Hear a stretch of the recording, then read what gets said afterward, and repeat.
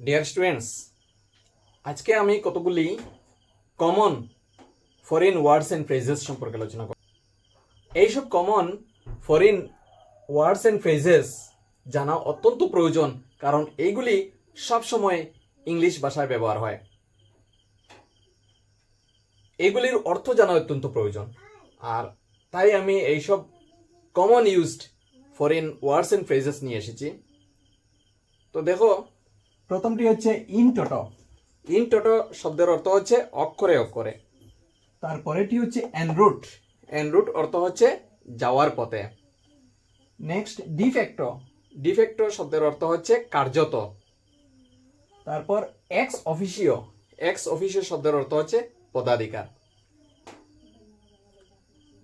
আর একটি রিকোয়েস্ট, আমার চ্যানেলে নতুন হলে এই ধরনের সব ভিডিও পাওয়ার জন্য চ্যানেলটি সাবস্ক্রাইব করে পাশে থাকা বেল আইকন প্রেস করে রাখবে, আর ভিডিওটি ভালো লাগলে একটি লাইক দিয়ে দেবে।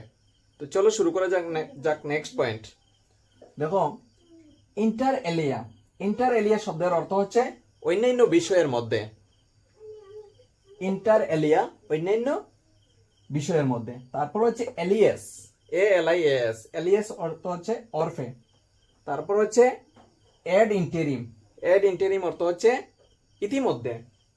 তারপর হচ্ছে লিঙ্গুয়া ফ্র্যাঙ্কা। লিঙ্গুয়া ফ্র্যাঙ্কা শব্দের অর্থ হচ্ছে সব মানুষ বুঝতে পারে এমন জাতীয় ভাষা। তারপর হচ্ছে ইবিডাম। ইবিডাম অর্থ হচ্ছে ঠিক সেই সময়। তারপর হচ্ছে ডিজট। ডেজট নামে অর্থ হচ্ছে নামে। তো এই হচ্ছে আজকের 10টি কমন ফ্রেজেস এন্ড ইডিয়মস।